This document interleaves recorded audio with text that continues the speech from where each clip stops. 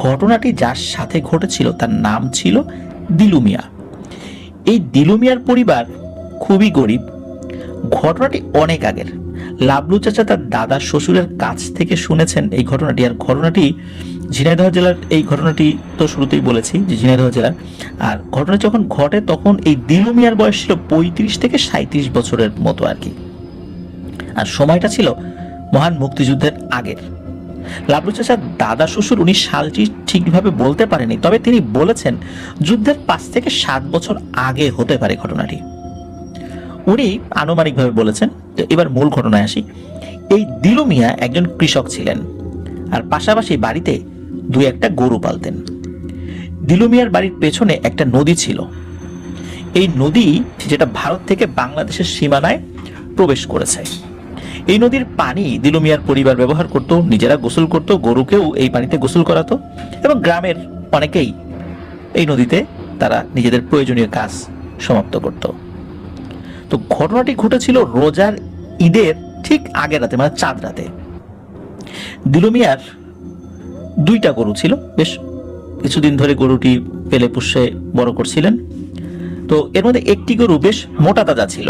দিলু মিয়ার পরিকল্পনা ছিল ঈদের আগের রাতে, মানে চাঁদ রাতে গরুটি জবাই করবেন। ওই গ্রামে একটা নিয়ম ছিল, সেটা হলো যে ঈদের দিন তো আসলে মানুষজন মাংস কিনতে যাওয়া, বিভিন্ন ঝামেলা। এই জন্য কি হতো, রাতের বেলা গরু ছাগল এগুলো জবাই করতো এবং রাতের বেলায় বেচা কেনা হতো। এটা ছিল ওই গ্রামের একটা নিয়ম আর কি। ওইভাবে মানুষজন বেচা কেনা করতো, নিজেরাই কিনতো, বাইরের লোকজন যে আসতো তা না, ওই গ্রামের লোকজনই কিনতো আর কি। আর পরে ওই রাতের বেলায় মাংস প্রসেস করে রাখতো অথবা রান্না করে রাখতো, পরের দিন খেত ঈদের দিন আর কি। এরকমটা ছিল আর কি। তো উনি কিন্তু কোনো পেশাদার কসাই ছিলেন না। তো উনি ওই চাঁদ রাতে গরুটা জবাই করবেন এরকম একটা পরিকল্পনা ছিল। তবে উনি কসাইয়ের কাজ টুকটাক পারতেন। আর ওই সময় যেহেতু গ্রামের পরিবেশ পরিস্থিতি আপনারা বুঝতেই পারছেন যে স্বাধীনতার 5-7 বছর আগের একটা সময় কেমন ছিল সেই পরিবেশটা। মানুষজনও খুব কম ছিল, অনেক দূরে দূরে বাড়ি ছিল। তো যাই হোক, সেদিন সন্ধ্যা ঈদের চাঁদ দেখা যায়।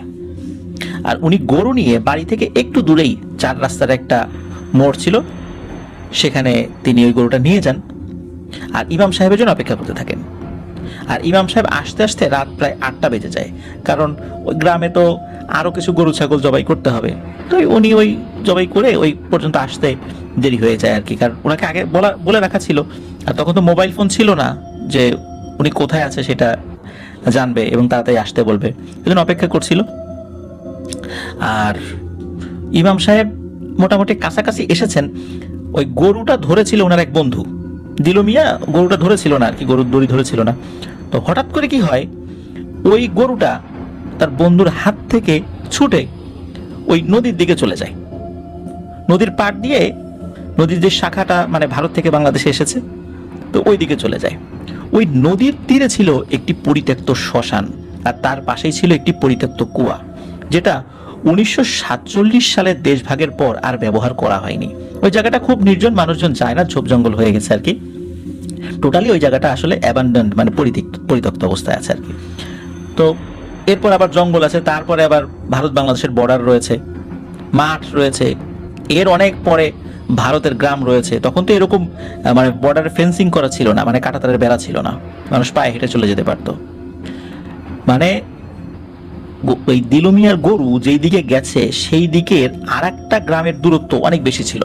এক কথায় গরু যেদিকে গেছে ওইদিকে বাংলাদেশের আর কোনো গ্রাম নেই, বর্ডার তার অনেক পরে ভারতের একটা গ্রাম। আর শ্মশানের পাশ দিয়ে যে নদী গেছে, এই নদীর একটি পাশ এই দিলু মিয়ার বাড়ির পাশ দিয়ে গেছে। কিন্তু এখন দিলু মিয়া তার বন্ধু এই গরুর পিছু পিছু যায়, কিন্তু গরু তো আর কোনো ঝোপ জঙ্গল এগুলো বোঝে না। সে সোজা দিয়েছে দৌড়। সে জঙ্গল, ঝোপঝাড় ভাঙতে ভাঙতে সামনের দিকে চলে যায়। আর দিলু মিয়া আর তার বন্ধু তারা ওই ঝোপ জঙ্গল ধরে না গিয়ে তারা রাস্তা ধরে গরু টার্গেট করে এগিয়ে যেতে থাকে। এক সময় এই দিলু মিয়া আর তার বন্ধু গরু থেকে বিচ্ছিন্ন হয়ে যায়। এভাবে প্রায় 1 ঘন্টা খোঁজার পর তারা দুইজন দেখে এই গরুটি একটি শিশু গাছের নিচে দাঁড়িয়ে রয়েছে। শিশু গাছ তো অনেকেই চিনে থাকবেন। তো ওই গরুটি দাঁড়িয়ে আছে এবং কিছু একটা খাচ্ছে। তখন দিলু মিয়া আর তার বন্ধু গরুটি দেখে কিছুটা স্বস্তি পায় যে না, গরুটা অন্তত পাওয়া গেল। এখন গরুটা যে ধরবে সেটা তো পরের ব্যাপার। এখন কথা হলো, এই শিশু গাছের কাছে যেতে হলে বেশ কিছু ঝোপঝাড় পার হয়ে তারপর ওই শিশু গাছের কাছে যেতে হবে। কিন্তু ওই গরুটি এক মনে নিচের দিকে তাকে কিছু খেয়ে যাচ্ছে। দিলু মিয়া আর তার বন্ধু কি করে, একটা মোটা ডাল হাতে নেয়, মানে তার হাতে একটা ডাল, তার বন্ধুর হাতে একটা ডাল আর কি। এই ডাল সামনে নিয়ে যে ঝোপঝাড় রয়েছে ঝোপঝাড়ের দিকে আগাতে থাকে, ডালটা সামনে দিয়ে হালকা বাড়ি দিতে থাকে যাতে ওর ভিতরে কোনো সাপ পোকা থাকলে সেগুলো সরে যায় বা পোকামাকড়গুলোকে সরিয়ে দেওয়া যায়। আর তখন কি হয়, এই ডাল দিয়ে ঝোপের মধ্যে আঘাত করলে তো একটা শব্দ হয়। এই শব্দ হওয়ার পরেই এই গরুটা দিলু মিয়ার দিকে তাকিয়েছে। আর সেই সময় ঘটে এক অদ্ভুত ঘটনা। কথিত আছে গল্পের গরু গাছে ওঠে, এবং সত্যি এই ঘটনাটি ঘটে। ওই গরু অন্য কোনো দিকে না দৌড়ে সোজা ওই শিশু গাছের উপরে ওঠা শুরু করে, এবং উঠতে উঠতে গরু একবারে গাছের শেষ মাথায় একটা চিকন ডালে উঠে গরু দাঁড়িয়ে খুব জোরে আওয়াজ করতে থাকে। এই চিৎকারটি ছিল খুবই ভয়ঙ্কর। বর্ষাকালে অনেকগুলো ব্যাঙ যেভাবে শব্দ করে ঠিক সেইভাবে। তো গরু কিন্তু স্বাভাবিকভাবে এরকম শব্দ করে না, আর গরুর তো খুর, সে গাছে উঠবে কিভাবে? কিন্তু সত্যি বানর যেভাবে গাছে ওঠে সেইভাবে গরু গাছে উঠে যায়। এই দৃশ্য দেখে দিলু মিয়া তার বন্ধু খুবই ভয় পেয়ে যায়। প্রথমত গরুর গাছে ওঠা, দ্বিতীয়ত গরু অদ্ভুত রকমের শব্দ করছে প্রচন্ড জোরে। তখন দিলু মিয়ার বন্ধু দিলু মিয়াকে নিষেধ করে যে খবরদার দিলু, গরুর কাছে যাস না। দুজনেই বুঝে নেয় এটা কোনো স্বাভাবিক ঘটনা ঘটছে না। তখন দিলু মিয়াকে তার বন্ধু বলে তাড়াতাড়ি বাড়ি চল, এবং দ্রুত আমরা গিয়ে গ্রামের আরো কিছু মানুষজন নিয়ে এখানে আসি। তখন দিলু মিয়া তাদের সম্মতি দেয়। তখন তারা গ্রামে যায়, গিয়ে সবাইকে এই ঘটনা খুলে বলে। অনেকেই এই অদ্ভুত ঘটনার সাক্ষী হতে সাথে যেতে রাজি হয়, কেউ কেউ কৌতূহলবশত যায়। আর যেহেতু চাঁদ রাত ছিল, মানে পরের দিন ঈদ, সেহেতু অনেক রাত পর্যন্ত কিন্তু মানুষ বাইরে থাকে। আর ঈদ উপলক্ষে গরু ছাগল জবাই হয়েছে, সেইগুলো কেনা বেচা চলছে। এটা কিন্তু রোজার ঈদ, কিন্তু কুরবানি ঈদ না। তো তাই রাত বেশি হলো, রাস্তাঘাটে মানুষজন ছিল।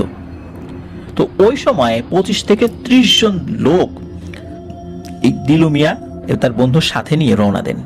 একসময় তারা চলে আসেন সেই শিশু গাছের কাছে, কিন্তু তারা এখন আর সেই গরুটিকে সেই শিশু গাছে দেখতে পায় না। কিন্তু তারা সবাই একটি আজব জিনিস দেখে। সেটা হলো, এই শিশু গাছের নিচে অসংখ্য মাছের কাটা পড়ে রয়েছে। কিছু মাছের মাথা, লেজ ভাঙা ভাঙা অবস্থায় রয়েছে, এবং সেই মাছগুলো থেকে প্রত্যেকের অভিমত ছিল এই মাছগুলো কিছুক্ষণ আগেই নদী বা পুকুর থেকে নিয়ে এসে মাত্রই খাওয়া হয়েছে। তখন সবাই মিলে গরু খুঁজতে শুরু করে। আশেপাশে ঝোপঝাড়, তারপরে এগুলো জায়গা কোনো কিছু বাকি রাখছিল, তন্ন তন্ন করে খুঁজছিল, কিন্তু কেউ গরুকে খুঁজে পায় না। তখন ওখানে যারা ছিল প্রত্যেকেই ধারণা করে ওই গরু কোনো অশুভ কিছুর খপ্পরে পড়েছে, তা না হলে গরু কেন গাছে উঠবে। তারপরও সবাই মিলে ভাগ হয়ে আশেপাশে অনেক খোঁজাখুঁজি করেও যখন গরু পায় না, তখন কিছু কিছু লোক বাড়ির উদ্দেশ্যে চলে আসে যে ধুর আর খুঁজে পাওয়া যাবে না। আর কিছু লোক থাকে, তারাও তাদের সাথে খুঁজতে থাকে। এভাবে রাত প্রায় 12টা পর্যন্ত সবাই মিলে গরু খুঁজে যখন গরু পায় না, তখন সবাই মিলে দিলু মিয়াকে বলে এই গরু এত রাত্রে আর খুঁজে পাওয়া যাবে না, সকালে আমরা আবার খুঁজে দেখব, চল বাড়ি যাই। তো এই কথা বলে অনেকেই বাড়ির দিকে যায়। আবার কিছু লোক আগেই চলে গিয়েছে, আর বাকি যারা ছিল তার প্রত্যেকেই তো চলে যেতে সম্মতি প্রকাশ করে। তখন দিলু মিয়া সবাইকে চলে যেতে বলে, এমনকি দিলু মিয়া এতক্ষণ সাথে থাকা তার বন্ধুকেও চলে যেতে বলে। কিন্তু সবাই দিলু মিয়াকে এই গভীর রাত্রে এই মাঠের মধ্যে একা রেখে আসবে না। তো সবার পীড়াপিড়িতে দিলু মিয়া বাড়ি ফিরতে রাজি হয়। সবাই মিলে মাঠ থেকে গ্রামে চলে আসে, আর যে যার মতো বাড়িতে চলে যায়। দিলু মিয়ার বন্ধু বাড়িতে চলে যায়, কিন্তু দিলু মিয়ার মন তো আর মানে না। এত বড় একটা গরু এতদিন ধরে পেলে পুষে বড় করেছে, আর সে তো এমনিতেই গরিব মানুষ। এখন এই গরু রেখে সে কিভাবে যাবে? তার মন তো মানে না। আর যার যখন কিছু হারায় তখন তার মনে হয় আর একটু খুঁজলেই পাওয়া যাবে। তাই দিলু মিয়ারও মনে হচ্ছিল আর একটু খুঁজলেই হয়তো বা গরুটা পেতাম। সবাই যখন গ্রামে এসে যার বাড়ি চলে গিয়েছিল, তখন দিলু মিয়া বাড়িতে গিয়ে একটা বড় দা হাতে নেয় এবং আবার বাড়ি থেকে বের হয় গরু খোঁজার উদ্দেশ্যে। বাড়িতে তার বউ, তার বড় মেয়ে এবং একটি ছোট ছেলে রয়েছে। তার ছোট ভাই ছিল আর মা বাবা ছিল। তারা প্রত্যেকে নিষেধ করেন দিলু মিয়াকে গরু খুঁজতে যেতে, কিন্তু দিলু মিয়া বলে আমি বেশি দূরে না, রাস্তার আশেপাশে গরু খুঁজে চলে আসব। পরিবারের অমতে সে বাড়ি থেকে বের হয়। আর যেহেতু ঈদের দিন পরের দিনই চাঁদ রাত, পরদিন সবাই খুব ভোরে ঘুম থেকে উঠে পড়বে। এদিকে ভোরবেলা দিলু মিয়ার বউ তার শ্বশুর শাশুড়ি মানে দিলু মিয়ার মা বাবাকে বলে রাতে তার ছেলেকে দেখেছে কিনা। যেহেতু দিলু মিয়া অনেক সময় বাড়ির বারান্দায় ঘুমাতো, এই জন্য দিলু মিয়ার বউ জিজ্ঞেস করে, কিন্তু দিলু মিয়ার মা বাবা বলে তার ছেলেকে নাকি তারা রাতে দেখেনি। তখন দিলু মিয়ার বউ বলে সে রাতে ঘরে ফিরে আসেনি। তারা ভাবে ছেলে হয়তো রাতে এসে বারান্দায় শুয়েছিল, ভোরের আলো ফোটার সাথে সাথে হয়তো গরু খুঁজতে গেছে। আর এই দিলু মিয়ার মা বাবা দুজনই বয়স্ক মানুষ ছিলেন। সকাল হয়ে গেছে, সবাই ঈদের নামাজ পড়তে যাচ্ছে, আর এদিকে দিলু মিয়া আসে না। দিলু মিয়া ঈদের নামাজের সময় সব সময় সে তার মা বাবাকে দেখতো, মা বাবাকে সালাম করতো, পরে তার বাবার সাথে ঈদের নামাজ পড়তে ঈদগাহের দিকে যেত। এখন দিলু মিয়া বাড়িতে নাই, তার মার মন খারাপ, বাবার মন খারাপ, তার ওয়াই বাচ্চা কাচ্চা সবাই চিন্তা করছে। তো এই চিন্তা আস্তে আস্তে বাড়তে থাকে। যাই হোক, ঈদের নামাজ সকালে পড়ে যে যার বাড়িতে যায়। তারপর দিলু মিয়ার আত্মীয় স্বজন যারা আছে তাদেরকে দিলু মিয়া রাতে বেরোনোর পর তার যে আর কোনো খোঁজ নেই, সে রাত্রে বাড়ি ফেরেনি, এই কথা সবাইকে বলে। আর তার যেই বন্ধু আগের রাতে দিলু মিয়ার সাথে খোঁজাখুঁজি করেছিল তাকেও বলে। তখন তার বন্ধু আরো কয়েকজনকে সাথে নিয়ে দিলু মিয়াকে খুঁজতে বের হয়। আবার ওইদিকে তার আত্মীয় স্বজন প্রতিবেশী সবাই মিলেই খুঁজতে বের হয়। এখন আর গরু খোঁজার দিকে কারো মন নেই, এখন দিলু মিয়াকে খুঁজে পেতে হবে, এটাই আসল কথা। সবাই মিলে যে মাঠে গত রাত্রে গিয়েছিল, মানে যেখানে একটা শিশু গাছের কাছে দিলু মিয়ার গরুকে দেখা গিয়েছিল, সেখানে খুঁজতে দেয়, কিন্তু সেখানেও দিলু মিয়ার কোনো হদিস নাই। এভাবে সারাদিন খুঁজেও দিলু মিয়াকে কেউই পায় না। কেউ বলে অত রাত্রে একা একা তার বের হওয়া ঠিক হয়নি, কেউ বলে গত রাত্রে গরুটার আচরণ ছিল অস্বাভাবিক, দিলু মিয়ার সাথে কি অস্বাভাবিক কিছু ঘটেছে কিনা। আবার কেউ বলে হয়তো গরু খুঁজতে খুঁজতে সে অনেক দূরে চলে গেছে, ফিরে আসবে পরে। বিভিন্ন মানুষ বিভিন্ন ধরনের মন্তব্য করতে থাকে। আর দিলু মিয়ার বাড়িতে দিকে কান্নার রোল পড়ে যায়। পরদিন গ্রামের মানুষ সবাই মিলে সিদ্ধান্ত নেয় আজকে আরো বেশি মানুষ দলে দলে ভাগ হয়ে চারদিকে খুঁজতে থাকবে কোথায় গেল দিলু মিয়া। ঈদের দিন দিলু মিয়া বাড়িতে ফেরেনি, তাহলে চিন্তা তো বাড়াই স্বাভাবিক। এজন্য ঈদের পরের দিন তাকে খোঁজার জন্য 8 থেকে 10 জন মানুষ দলে দলে ভাগ হয়ে দিলু মিয়ার খোঁজ করতে শুরু করে। এর মধ্যে একটি দল সেই শ্মশান ঘাটের কাছে যায়, সেই শ্মশান ঘাটের কথা আমরা শুরু থেকে বলেছিলাম, এবং সেখানে গিয়ে তারা দিলু মিয়ার গরুকে খুঁজে পায়।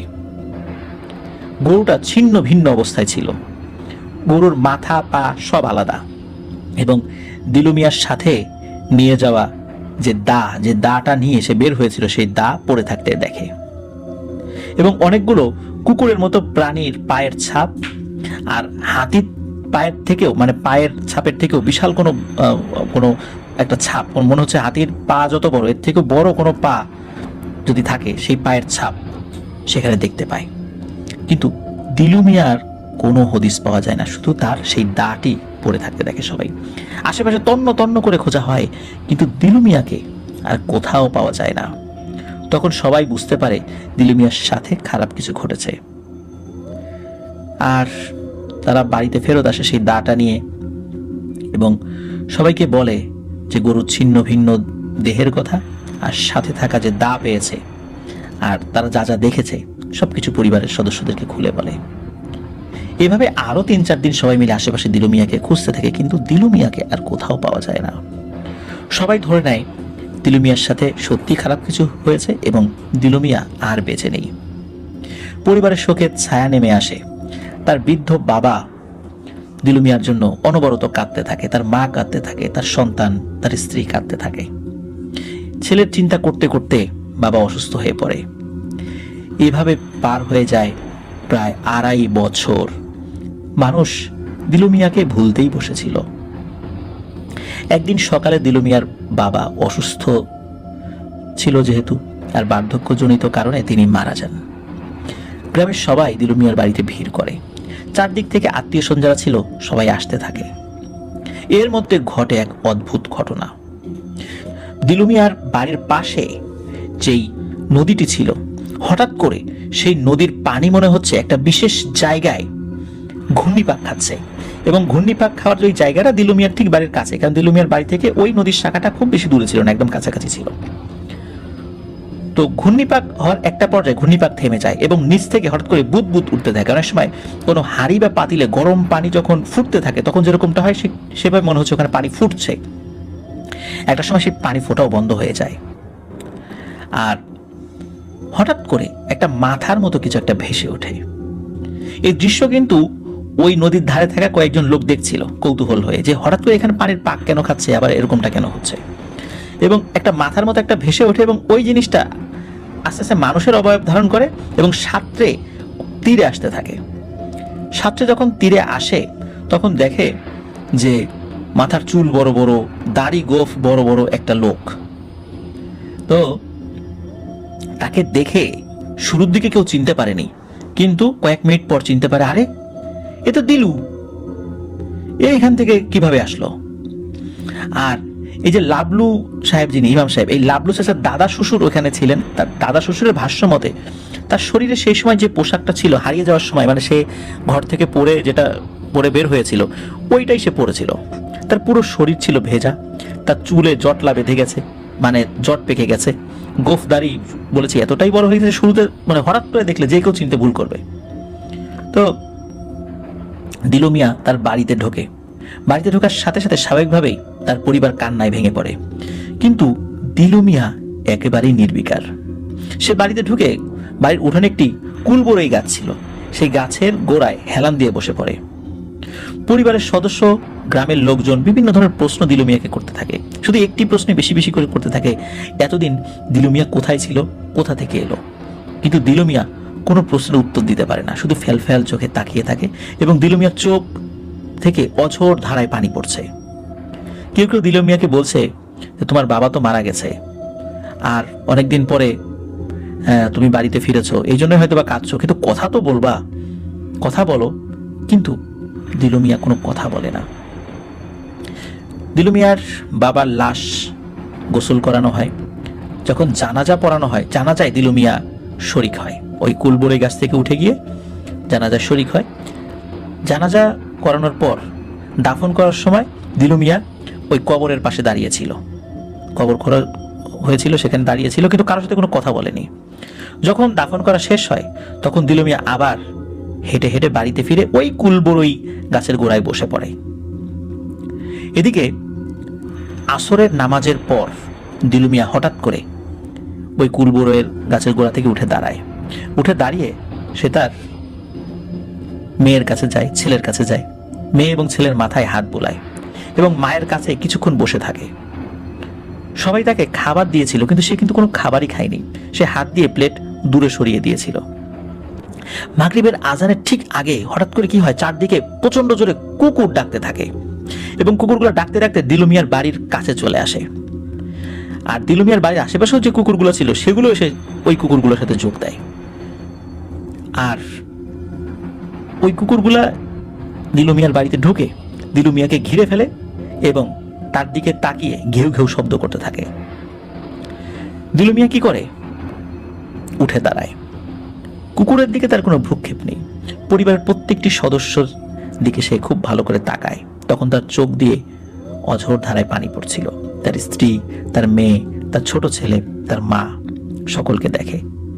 তারপর সে আবার ওই নদীর দিকে হাঁটতে থাকে। ওই কুকুরগুলো দিলু মিয়ার পিছু নেয় এবং ডাকতে থাকে। দিলু মিয়া নদীর কাছে যায়, তখন হঠাৎ করে নদীর ওই যে জায়গাটায় হঠাৎ করে পাক শুরু হয় এবং বুদবুদি উঠতে থাকে। দিলু মিয়া যখনই এটা দেখেছে তখন সে আবার সাঁতার শুরু করে, সাঁতার দিয়ে ওই বুদবুদির কাছে গিয়ে দিলু মিয়া হারিয়ে যায়। গ্রামের কয়েকজন এটা দেখেছে। এটা দেখার পর যখন দিলু মিয়ার উঠে আসছে না, তখন আবার তারা সেখানে গিয়েছে সাঁতার কাটতে কাটতে। তখন কিন্তু আর ওই বুদবুদি নেই, একদম স্বাভাবিক হয়ে গেছে। ওখানে কিন্তু ওরকম স্রোতও ছিল না, একদম স্বাভাবিক ছিল। তখন অনেকে ডুব দেয়, কিন্তু দিলু মিয়াকে আর কোথাও খুঁজে পাওয়া যায় না। তো যাই হোক, এটা নিয়ে আবার চিৎকার চেঁচামেচি শুরু হয়ে যায় যে দিলু মিয়া পানিতে ডুবে গেছে। তারপরে অনেক খোঁজাখুঁজি হয়েছে ওই জায়গাটাতেই, কিন্তু দিলু মিয়াকে আর কোথাও খুঁজে পাওয়া যায়নি। ওদিকে পরিবারের লোকদের মধ্যে আবারও কান্নার রোল পড়ে যায়। একে তো পরিবারের একজন মুরব্বী সদস্য মারা গেছেন। তারপরও 2.5 বছর পর পরিবারের এক সদস্য ফিরে এসেছে। ফিরে আসার পর আবারও সে চলে গেল। তো দিলু মিয়া পুনরায় নিখোঁজ হওয়ার পর গ্রামের মানুষের মধ্যে বিভিন্ন ধরনের সন্দেহ জাগে।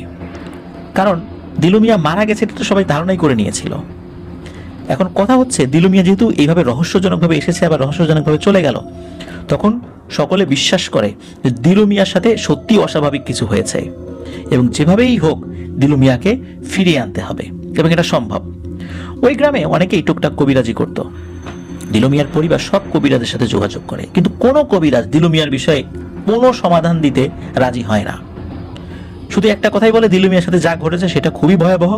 যেই এই বিষয়ের সমাধান দেওয়ার চেষ্টা করবে সে সহ তার পরিবার একদম নিশ্চিহ্ন হয়ে যাবে।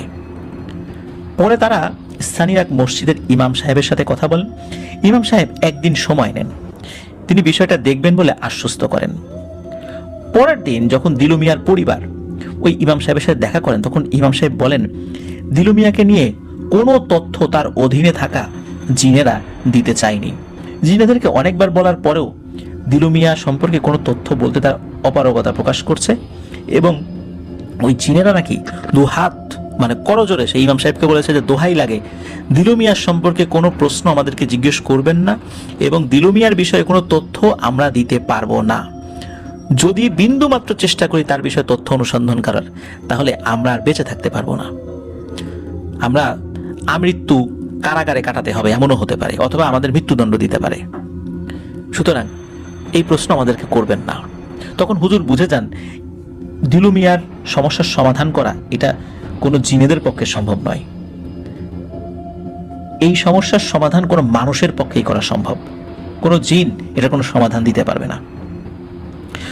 এমত অবস্থায় এই হুজুর ওনার একজন ওস্তাদ যিনি সিলেটে ছিলেন, একজন কামেল একজন হুজুর, তখন দিলু মিয়ার পরিবারকে বলেন যে আমি তো এটার কোনো সমাধান করতে পারলাম না, এই কামেল হুজুরের ঠিকানাটা নেন, আমার কথা বলবেন, আপনারা তার সাথে যোগাযোগ করেন, ইনশাল্লাহ উনি আপনাদের হয়তো নিরাশ করতে চাইবেন না।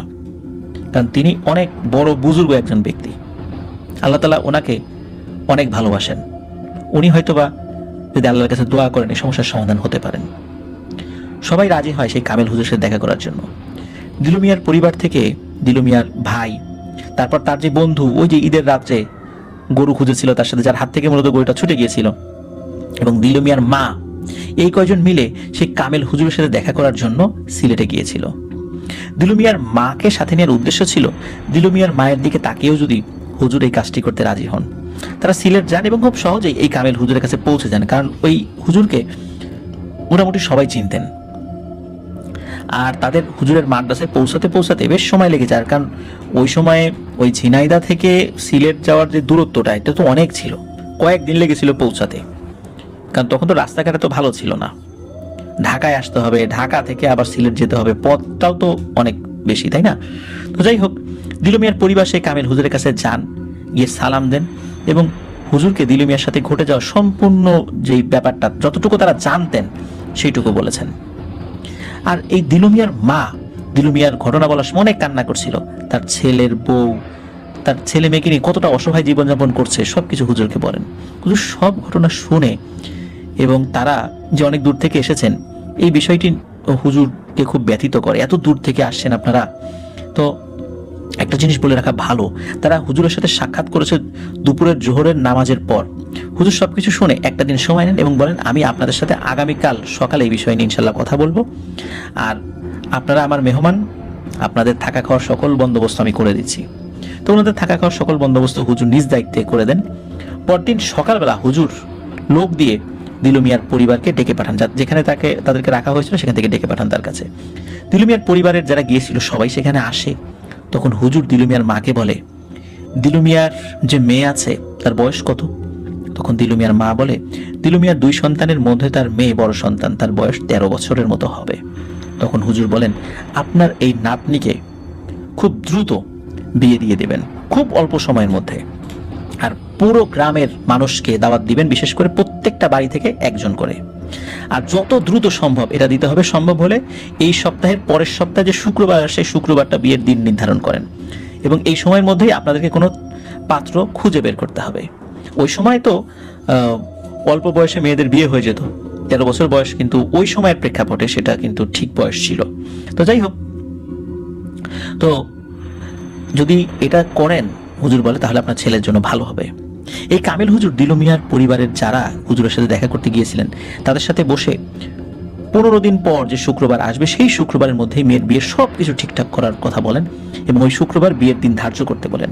বলে রাখা ভালো, সেই সময়ে আমি তো আবারও বলছি যে খুব দ্রুত বিয়ে হয়ে যেত। তো যাই হোক, কিছু সময় পর এই হুজুর দিলু মিয়ার ভাই আর তার বন্ধুকে একটু বাইরে যেতে বলেন। তিনি দিলু মিয়ার মায়ের সাথে একটু একা কথা বলতে চান। তখন তারা দুজন বাইরে যান। তখন হুজুর একটা দোয়া পড়েন।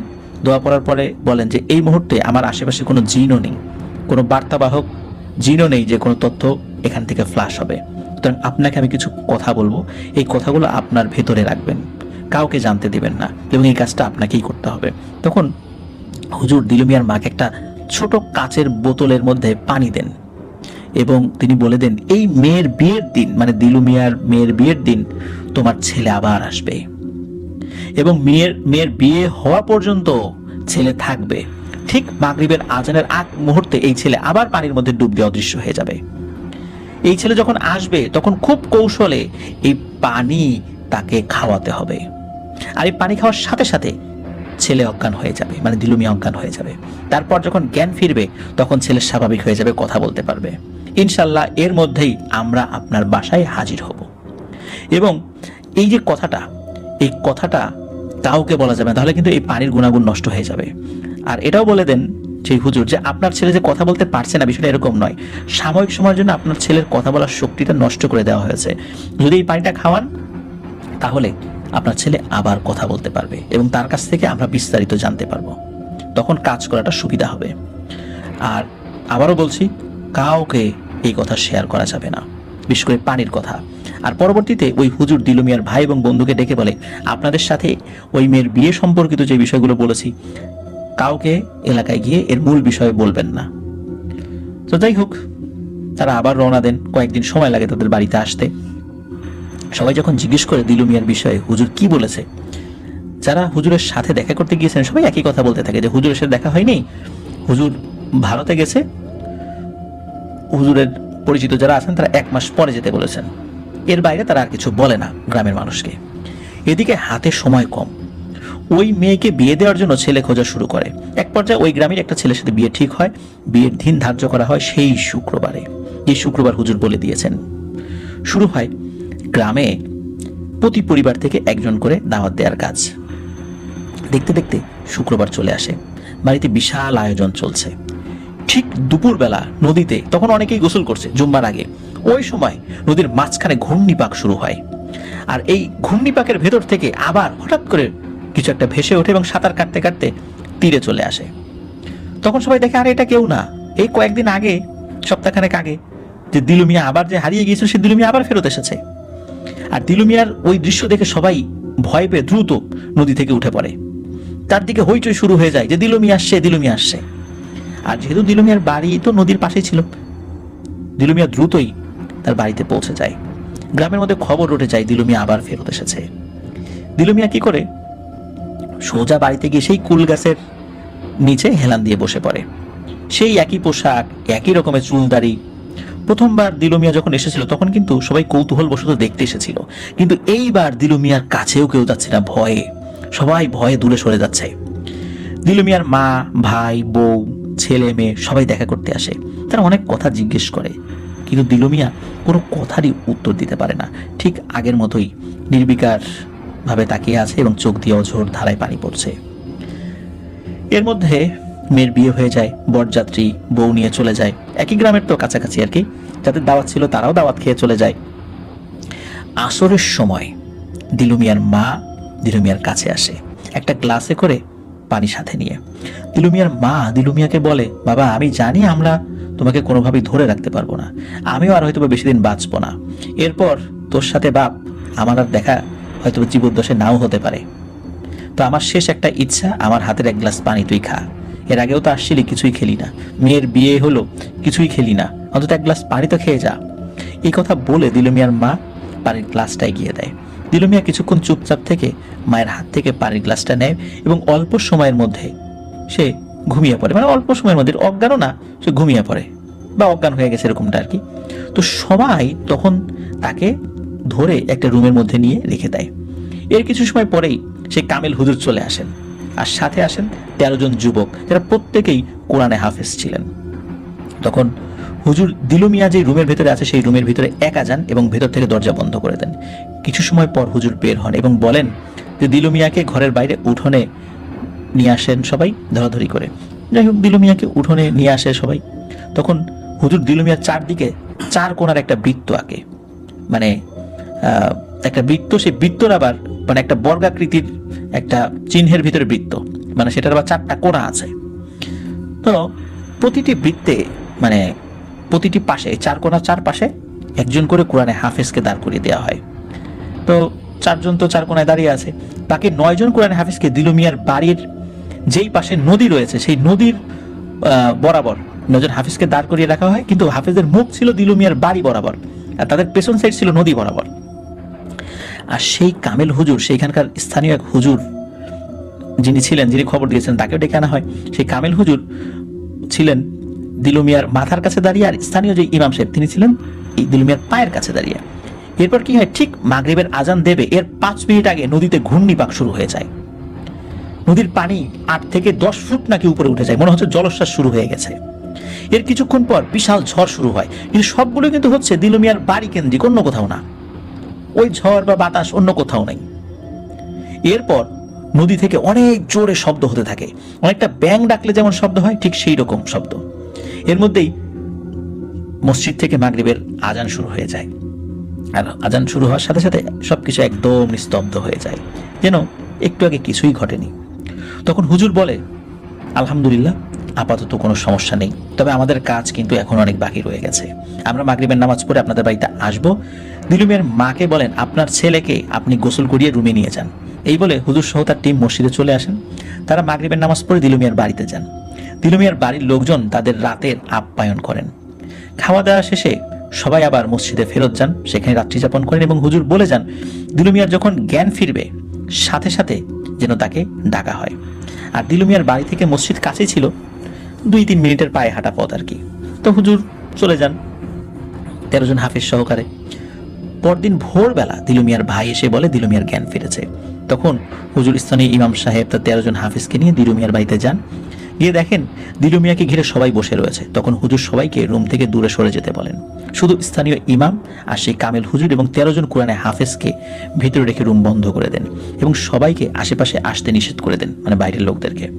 কামেল হুজুর দিলু মিয়াকে জিজ্ঞেস করে, দিলু, সেই রাতে তোমার সাথে কি হয়েছিল বলো তো? তুমি এতদিন কোথায় ছিলে? তখন দিলু মিয়া কথা বলতে শুরু করেন, তার সাথে ঘটে যাওয়া সেই ঘটনা বলতে থাকেন। প্রিয় লিসেনার্স, তার সাথে আসলে কি ঘটেছিল এখন আপনারা জানতে পারবেন।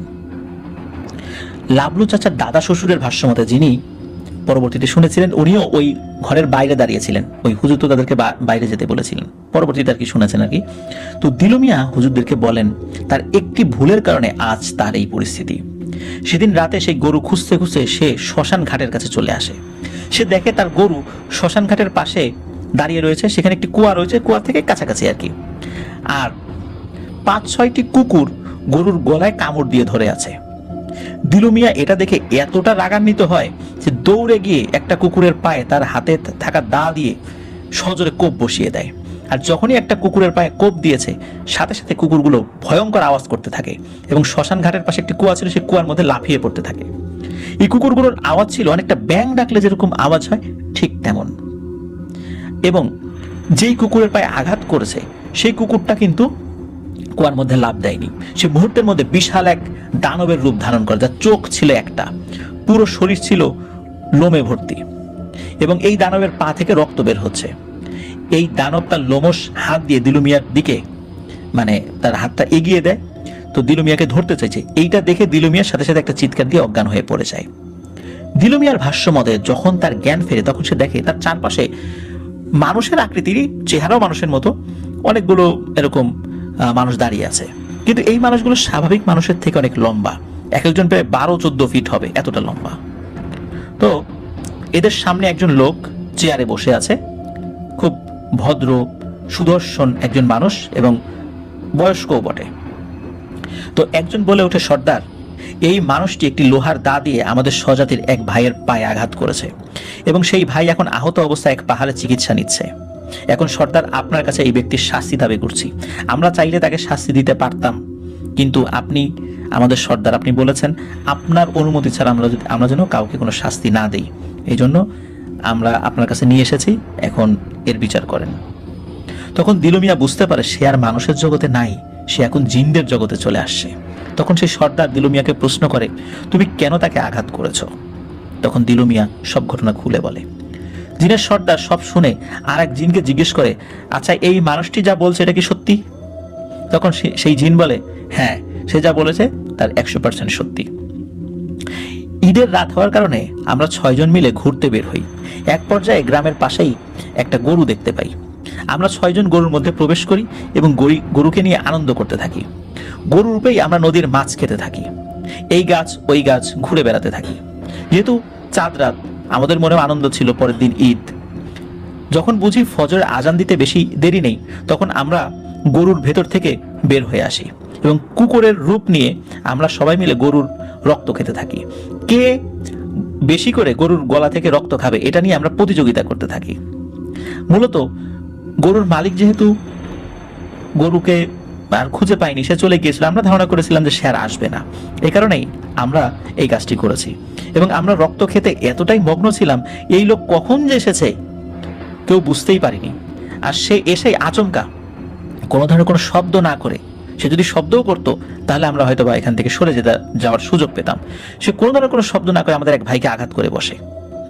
সব শুনে জিনের সর্দার বলে যে, তোমরা কেন এই গরুটার দিকে নজর দিয়েছো সেটা আগে বলো। তখন ওই জিনেরা কোনো উত্তর দিতে পারে না। ওখানে 5 জন জিন ছিল, মানে আরো জিন ছিল, কিন্তু যারা নালিশ করতেছিল 5 জন, এর মধ্যে একজন তো আহত অবস্থায় পাহাড়ে চিকিৎসা নিচ্ছে। তখন বলে যে, তোমাদের কাজ কি এটা? তোমরা একটা গরিব মানুষের গরু সেটা সরিয়ে নিয়ে গেছো, তারপর সেই গরুটা নিয়ে খেলা করেছো। এমনি খেলা করতা, নিষেধ নাই, কিন্তু গরিব মানুষের গরুটা নিয়ে কেন এই কাজটা করলা? তোমরা এই গরুটা মেরে খেয়েছো, এই জন্য তোমাদের শাস্তি পেতে হবে। আর আমাদের স্বজাতির একজনকে সে গুরুতর আঘাত করছে, এই জন্য দিলু মিয়াকেও শাস্তি পেতে হবে। জিনের সর্দার যখন বলেছে ওই 5 জন জিনকে যে তোমাদেরকেও মানে শাস্তি পেতে হবে, ওই 5 জন জিন মানে এমন কান্নাকাটি শুরু করেছে এবং থরো থরো কম্প শুরু হয়ে তার শরীর কাঁপতেছে তাদের ভয়ে, যে না জানি সর্দার কি শাস্তি দেয়। মানে ওরা বলছে, সর্দার আমাদের অন্যায় হয়ে গেছে, আমাদেরকে ক্ষমা করেন। সর্দার বলে, না, আমি যদি তোমাদেরকে ক্ষমা করি তাহলে আবারও তোমরা এই কাজটা করবা, তোমাদের ক্ষমা নাই, আর এরও ক্ষমা নাই। যেহেতু সে না বুঝে করে ফেলছে, এই জন্য ওর শাস্তি যেরকম হবে তোমাদের শাস্তিও একই রকম হবে। আমি তোমাদেরকেও 10 বছরের সাজা দিলাম, এদেরকেও 10 বছরের সাজা দিলাম। এই দিলু মিয়া 10 বছর আমাদের জেল হাজতে থাকবে, যেহেতু সে নিজের ইচ্ছাই করেনি, এই জন্য শাস্তি কম দিলাম। আর তোমাদের শাস্তি হচ্ছে, তোমরা 10 বছর আমাদের এই সমাজে আসতে পারবা না।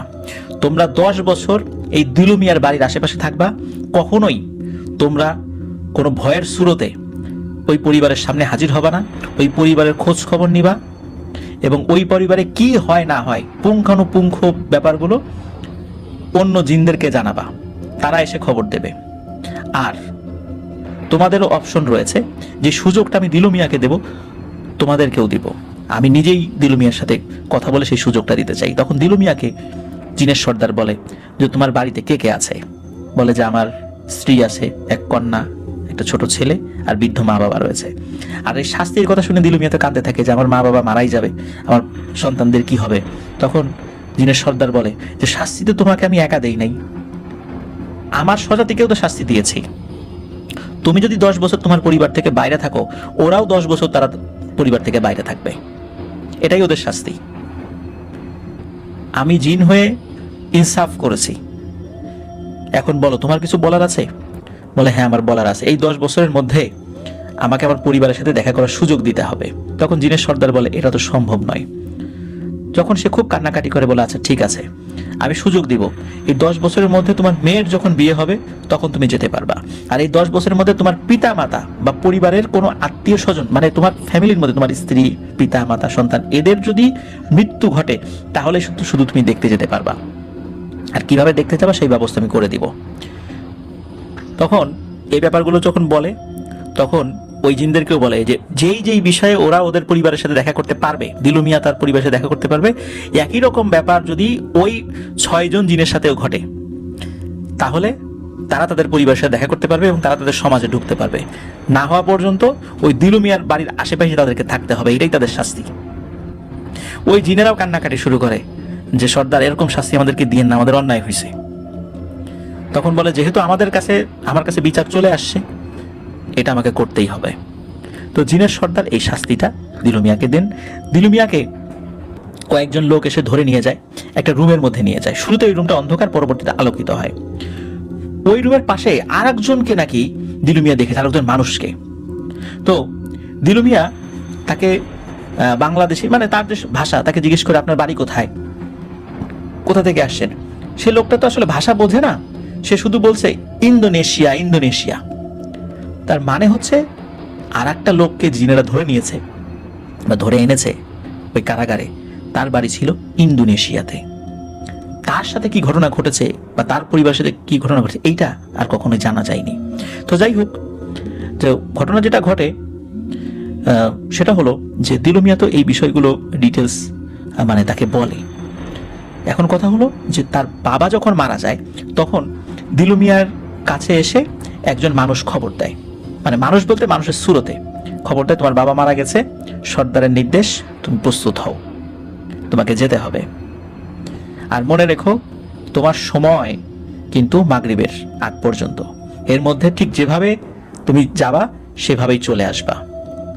তারপরে একটা গ্লাসে কিছু একটা রস আর কি, এটা খেতে দেয়া হয়। এটা খাওয়ার সাথে সাথে দিলু মিয়ার কথা বলতে পারে না। তখন দিলু মিয়াকে নিয়ে একটা বিশাল আকৃতির প্রায় 15-20 ফুট লম্বা একটি গজার মাছের পিঠে বসিয়ে দেওয়া হয়। গজার মাছের পিঠে বসার সাথে সাথে মনে হচ্ছে গজার মাছের পিঠের সাথে তার হাত পা বডি লেগে গেছে। এরপর গজার মাছ চলতে শুরু করে। মাত্র অল্প 1 মিনিট এর মধ্যেই হঠাৎ করে দিলু মিয়া বলে যে তখন আমি হঠাৎ করে মনে হলো যে আমি নদীর উপরে ভেসে উঠেছি। তারপর আমি সাঁতরে চলে আসি এবং এসে আমি আমার বাবার লাশ দেখি এবং ওদের সাথে প্রতিশ্রুত সময়ে আমাকে চলে যেতে হবে বলে আমি আবার চলে যাই। আর আমি এমন জায়গায় ছিলাম যেখানে ঠিক পৃথিবীর মতোই সূর্য ওঠে, সূর্য অস্তমিত হয়, 3 বেলা আমাকে খাবার দিত, আজানের শব্দ আমি শুনতাম। কিন্তু কোথায় ছিলাম এটা আমি জানি না, তবে আমি জিনেদের জগতে ছিলাম এটা আমি জানি।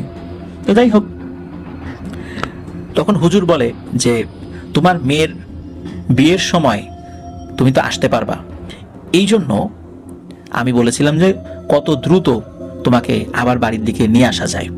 তখন হুজুর বলেন যে ওই হুজুরের অনুগত খুব পরহেজগার একটি জিন রয়েছে, সে ছিল চাভুস বা মুখবির বা সংবাদ সংগ্রাহক জিন। সংবাদ সংগ্রহে তার দক্ষতা অন্য জিনদের থেকে অনেক বেশি। যখন হুজুর এই সম্পর্কে জানার জন্য সেই জিনকে দায়িত্ব দেয় তখন সেই জিন প্রথমে ঘুরে এসে বলে যে হুজুর এই বিষয়ে আমি কোনো তথ্য সংগ্রহ করতে পারিনি, কারণ এটা এমন একটা জায়গায় যেই জায়গায় জিনেদের প্রবেশের অনুমতি নেই, শুধু নির্দিষ্ট কিছু জিনেরাই বা অনুমোদিত কিছু জিনেরাই সেখানে প্রবেশ করতে পারে। তখন হুজুর ভালো করে রিকোয়েস্ট করেন যে তোমাকে তো আমি খুব ভালোবাসি, বিশ্বাস করি, তুমি আরেকটু চেষ্টা করে দেখো কিভাবে সমস্যাটার সমাধান করা যায়। তখন ওই জিনটি কিছুক্ষণ চুপ করে থেকে বলে আচ্ছা ঠিক আছে, আমি যাই, আবার দেখি আমি কোনো তথ্য সংগ্রহ করতে পারি কিনা। অনেকক্ষণ পরে এসে ওই জিন হুজুরের কাছে বলে যে আমার এক বন্ধু ওই জায়গার আশেপাশে থাকে, তার কাছে আমি দিলু মিয়া সম্পর্কে জিজ্ঞাসা করি। তখন সে বলে যে দিলু মিয়াকে 10 বছরের শাস্তি দেওয়া হয়েছে, সে শুধু হাতে গোনা কয়েকবার বাড়িতে যেতে পারবে, তার পরিবারের এই ঘটনা যদি ঘটে তাহলে শুধু যেতে পারবে, তার মেয়ের বিয়ে এবং পরিবারের কোনো সদস্যের মৃত্যু হলে সে যেতে পারবে। এবং অন্য যে জিনেরা, যে 6 জন জিন, একজন তো আহত ছিল, পরে তাকেও ধরে নিয়ে তার বাড়ির কাছে রেখে আসা হয়েছে। এই 6 জন জিনের শাস্তি হচ্ছে এই 10 বছর দিলু মিয়ার শাস্তি শেষ হবে, এই 6 জন জিনের শাস্তিও শেষ হবে। তো এই তথ্যটা শুধু জেনে আসে, কিন্তু এতটুকু তথ্যের বাইরে কোনো জিনের ক্ষমতা নাই এই বিষয়ে উপকার করা।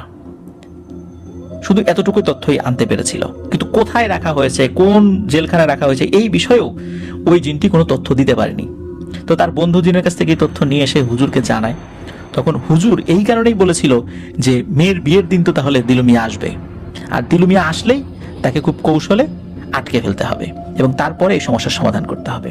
তো যাই হোক, এভাবে প্রাথমিক একটা সমস্যার সমাধান হয়, কিন্তু ফাইনাল সমস্যার সমাধান কিন্তু হয়নি, কারণ দিলু মিয়ার শাস্তি কিন্তু শেষ হয়নি। কেবল 2.5 বছর 20 দিনের মতো শাস্তি অতিক্রান্ত হয়েছে। 2.5 বছরের মাথায় তো তার বাবা মারা গেলে সে আসে, আবার এই যে 2 সপ্তাহ পর তার মেয়ের বিয়েতে আসে, এই তো সময়, এখনো কিন্তু তার শাস্তি আরো অনেক বাকি রয়ে গেছে। তো যাই হোক, এটাও বলা ছিল দিলু মিয়া যদি বাড়িতে গিয়ে কোনো কারণে না ফেরত আসে তাহলে তাকে তো ধরে নিয়ে আসা হবে এবং আমৃত্যু জিনেদের কারাগারে তাকে থাকতে হবে। এ কারণে দিলু মিয়া কিন্তু চলে যেতে বাধ্য হয়েছিল। তো যাই হোক, এখন যেটা হয়, হুজুর বলেন যে আজকে মাগরিবের আজানের আগ মুহূর্তে আমরা শ্মশানের সেই জায়গায় যাব এবং কুয়ার কাছে যাব। স্থানীয় সেই মসজিদের ইমাম সাহেব, দিলু মিয়া, তার মা এবং সেই কামেল হুজুর এবং সাথে থাকা 13 জন কোরআনে হাফেজকে নিয়ে সেই কুয়ার কাছে যান সেই হুজুর। ছোট্ট একটা সূচ বের করেন, তার 13 জন শিষ্যের আঙ্গুল থেকে 1 ফোঁটা করে রক্ত নেন এবং দিলু মিয়ার আঙ্গুল থেকেও 1 ফোঁটা রক্ত নেন এবং এই রক্তগুলো একটা শিশিতে ভরেন এবং তার সাথে ওনার কাছে থাকা আর একটা বোতলে কিছু পানি ছিল, সেই পানির সাথে ওই রক্ত মেশান। ওই রক্ত এবং ওই পানি মিশ্রিত, মানে ওই ইয়াটা আর কি, কুয়ার মধ্যে ফেলে দেন এবং কুয়ার মধ্যে ফেলার আগে ওই কুয়ার চতুর্দিকে একটা বন্ধনী দিয়েছিলেন, একটা দাগ দিয়েছিলেন। তো যাই হোক, কুয়ার মধ্যে ফেলার অল্প কিছুক্ষণের মধ্যেই, তখনও কিন্তু সন্ধ্যা একদম লাগেনি, অন্ধকার হয়নি, 4 থেকে 5 ফুট লম্বা একটা সাপ কুয়ার উপরে উঠে আসে। এটা দেখে ওই কামেল হুজুর, মানে একটা সাপ না, কয়েকটা সাপ আর কি, তো সাপগুলোর উদ্দেশ্যে বলেন, আমি তোমাদের সাথে কথা বলতে চাই না, তোমাদের সর্দারের সাথে কথা বলতে চাই, তাকে গিয়ে আমার সালাম জানাও। এই কথা শোনার পর ওই সাপগুলো একদম স্বাভাবিকভাবেই আবার কুয়ার মধ্যে থেকে যেভাবে এসেছিল আবার সেভাবেই চলে যায়। এর ঠিক 2 থেকে 3 মিনিট পর বিশাল আকৃতির একটা সাপ কুয়ার ভেতর থেকে উপরে উঠে আসে। এই সাপটি ফনা তুলে রেখেছিল এবং কুয়া থেকে প্রায় 20 হাত উপর পর্যন্ত ওই ফনা এবং তার বডিটা ছিল আর কি, এমনভাবে ছিল। এটা দেখে হুজুর তাকে খুব সুন্দর করে আসসালামু আলাইকুম রহমতুল্লাহ বলে সালাম দেন এবং বলেন যে আমি আপনাকে অনুরোধ করছি, আপনি আপনার স্বাভাবিক চেহারায় আসেন, এই চেহারায় আমি আপনার সাথে কথা বলতে পারছি না এবং আশেপাশের লোকজন ভয় পাচ্ছে। তখন ওই সাপটি আবার ঠিক যেভাবে ছিল কুয়ার মধ্যে চলে যায়। এর অল্প সময়ের মধ্যেই কুয়ার ভেতর থেকে একজন বৃদ্ধ, খুব সুন্দর চেহারা একজন বৃদ্ধ, সে উঠে আসে এবং তখন ওই বৃদ্ধ সালামের উত্তর নেন, ওয়ালাইকুম আসসালাম রহমতুল্লাহ। তখন কামেল হুজুর জিনের সর্দারকে বলেন, আপনি কেন অন্যায়ভাবে এই ছেলেটিকে শাস্তি দিয়েছেন? আপনি এই ছেলেটার এই শাস্তি থেকে মুক্তি দেন, আপনি সেটা পারবেন। তখন জিনের সর্দার বলেন, আমি এই ছেলেটিকে এভাবে মুক্তি দিতে পারি না, আমি তাকে অন্যায়ভাবে তো শাস্তি দেইনি, আমি অন্যায়ভাবে তখন শাস্তি দিয়েছি বলে আপনি বলতে পারেন যে আমি অন্যায় করেছি। যদি আমি শুধু তাকে শাস্তি দিতাম, আমি তো আমার স্বজাতির 6 জনকেও শাস্তি দিয়েছি যারা দিলু মিয়ার সাথে অন্যায় করেছে, তো আপনি কিভাবে আমাকে বললেন যে আমি অন্যায় করেছি দিলু মিয়ার সাথে? তখন কামেল হুজুর বললেন যে আমি মানছি আপনি আপনার জায়গা থেকে ন্যায় বিচার করেছেন, কিন্তু এটাও তো বুঝতে হবে যে এই ছেলেটি তো জানতো না, ও তো মানুষ, ও কি জিনদের এইসব বিষয় জানে? কুকুর রূপে যারা গরুকে আক্রমণ করেছে তারা তো জিন ছিল, তো সে জানতো না। আর দেখেন ওর চিন্তায় তার বাবা মারা গেছে, তার মাকে দেখেন এখানে এসেছে, ও তো বৃদ্ধা একজন মানুষ। তখন বৃদ্ধার মা এবং দিলু মিয়া দুজনে কান্নাকাটি করতে থাকে। একটা পর্যায়ে জিনের সর্দার কামেল হুজুরের দিকে তাকিয়ে থাকেন, অনেকক্ষণ চুপ করে থাকেন এবং তিনি দেখতে পান যে ওই সময় ওই যে 6টা জিন, সেই জিনও সেখানে এসেছে। এরাও কান্নাকাটি করছে, কারণ ওরাও তো পরিবারের কাছে যেতে পারছে না, ওরাও কান্নাকাটি করছে। এখন স্বজাতি 6 জনের কান্না, মানুষের কান্না, এগুলো দেখে জিন বলে, আচ্ছা ঠিক আছে, আমি দিলু মিয়াকেও শাস্তি থেকে নিষ্কৃতি দিয়ে দিলাম এবং আমার যেই স্বজাতির 6 জন ওদেরকেও শাস্তি থেকে মওকুফ করে দিলাম, ওরা ওদের পরিবারের কাছে যেতে পারবে। এবং জিনের সর্দার এটাও বলেন যে দেখেন, আপনি ইনসাফের কথা যখন বললেন, একটা কথা বলি, আমি যদি দিলু মিয়া এই যে দা দিয়ে কোপ দিয়েছে, আমি যদি এই বিচারটা না করতাম তাহলে কি হতো জানেন? তাহলে আমার স্বজাতির মধ্যে থাকা কিছু দুষ্টু প্রকৃতির জিনেরা এই ঘটনার প্রতিশোধ নিতে গিয়ে দিলু মিয়ার পরিবারকে শেষ করে দিত। তো 10 বছর শাস্তির পর দিলু মিয়া এমনিতে পরিবারের কাছে আসতো, স্বাভাবিকভাবে জীবনযাপন করত, ওর পরিবারও ধ্বংস হতো না, দিলু মিয়াও বেঁচে থাকতো। তো এই কারণেই আমি মূলত শাস্তিটি দিয়েছিলাম, এবং একই সাথে ওই 6 জন জিনকে শাস্তি দিয়েছিলাম ভবিষ্যতে এই কাজটি যেন তারা না করে, কারণ তারা পিশাচ শ্রেণীর কোনো জিন না, তারা এভাবে কোনো মানুষের সম্পদ নষ্ট করতে পারে না, এটা তাদের কাজ না। এই কারণেই আমি এই শাস্তিটা তাদেরকে দিয়েছি, যাতে করে ওরাও পরবর্তীতে নিজেদেরকে সংশোধন করে, এবং ওদেরকে দেখে আমার সম্প্রদায়ের যারা যারা আছে, আমার রাজ্যের যে জিনেরা আছে তারাও যেন সতর্ক হয়। তখন হুজুর জিনের এই ইনসাফের বিচারে ওই জিন সর্দারকে উপর খুশি হন, জিনের সর্দারের জন্য দোয়া করেন, এবং জিনের সর্দারও সকলের জন্য দোয়া করেন এবং বলেন যে আপনি এই কুয়ার চারদিক থেকে যে বন্ধনী দিয়ে রেখেছেন এই বন্ধনীটা তুলে নেন, কারণ আমার সম্প্রদায়ের লোকেরা ওর এটার মধ্যে ঢুকতে পারছে না। তখন হুজুর সেই 13 জন হাফেজকে নির্দেশনা দেন যে দ্রুত এই কুয়ার চারদিক থেকে এই বন্ধনীটা মুছে দাও। তখন তারা ওই বন্ধনীটা মুছে দেয়। তখন উভয়ই সালাম বিনিময় করে ওই জায়গা থেকে বিদায় নেন, এবং ওই হুজুর, ওই 6 জন জিন, তারাও ওই কুয়ার মধ্যে চলে যায়। এভাবে দিলু মিয়ার এই সমস্যার সমাধান হয়। প্রিয় লিসেনার্স, এই সমস্যার সমাধানের পর সেই কামেল হুজুর তিনি সিলেট চলে যান, তার মাদ্রাসায় চলে যান, বহু আগের ঘটনা। তো শোনা যায় যে ওই হুজুর পরবর্তীতে ওই বয়সের কারণে চোখে কম দেখতেন, অনেকে তাকে অন্ধ হুজুর বলে মানে চিনতেন আর কি। পরবর্তী সময় সেই হুজুরও মারা গেছেন আমি শুনেছি। তো যাই হোক, মুক্তিযুদ্ধের সময় যেহেতু বর্ডার খুব কাছাকাছি ছিল, দিলু মিয়া তিনি সপরিবারে ভারত চলে গিয়েছিলেন। কারণ আরেকটা ভারত যাওয়ার পেছনে একটা কারণ ছিল, অনেকেই তার কাছে অহেতুক প্রশ্ন করতে আসতো, তিনি স্বাভাবিক জীবনযাপন করতে পারছিলেন না, যেখানে যেত তাকে এইসব বিষয় নিয়ে শুধু প্রশ্ন করতো। তো উনি খুব বিরক্ত হতেন, যার কারণে মুক্তিযুদ্ধের সময় তিনি ইন্ডিয়াতে চলে গিয়েছেন। তারপরে তার সম্পর্কে আর কিছু জানা যায়নি। তো লাবলু চাচা, মানে যিনি যে ইমাম সাহেব লাবলু চাচা, যার কাছ থেকে ঘটনা পাওয়া গেছে, সেই লাবলু চাচার দাদা শ্বশুর হচ্ছে দিলু মিয়াদের স্থানীয় এলাকারই একজন। তো তিনি নিজেই ঘটনাটি প্রত্যক্ষ করেছেন, উনিও ইমাম সাহেব ছিলেন, অন্য একটা মসজিদের ইমাম সাহেব ছিলেন আর কি। তো প্রিয় লিসেনার্স, এটা ছিল ঘটনা। আসলে এই ঘটনার সত্য মিথ্যা যাচাই করা এখন অনেক কঠিন। পৃথিবীতে এমন অনেক ব্যাপার হয় যেগুলো আসলে সত্য মিথ্যা এখন আমাদের পক্ষে যাচাই করা সম্ভব নয়, কিন্তু অনেক রহস্যময় ব্যাপার যেগুলো সত্য। প্রিয় লিসেনার্স, দীর্ঘ একটি ঘটনা আপনাদের সামনে উপস্থাপন করলাম। তো আশা করছি এই ঘটনাটি আপনাদের ভালো লেগেছে। আর এই ঘটনাটি আমার কাছেও পার্সোনালি অনেক ভালো লেগেছে। শুরু থেকে শেষ পর্যন্ত প্রত্যেকটি ঘটনায় অনেক শিক্ষণীয় ব্যাপার রয়েছে, অনেক ভয়ের ব্যাপার রয়েছে, রহস্য রয়েছে, ইনসাফের যে ব্যাপারটা, ন্যায় বিচারের যে ব্যাপারটা, সেটাও রয়েছে।